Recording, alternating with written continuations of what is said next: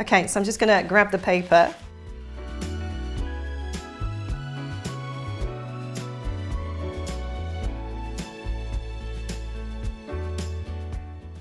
And I'll just fold it down the middle.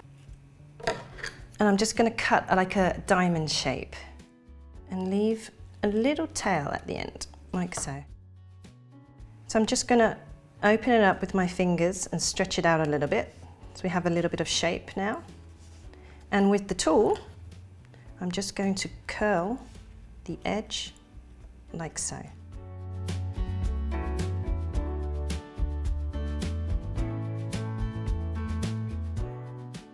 And here we have a paper flower petal.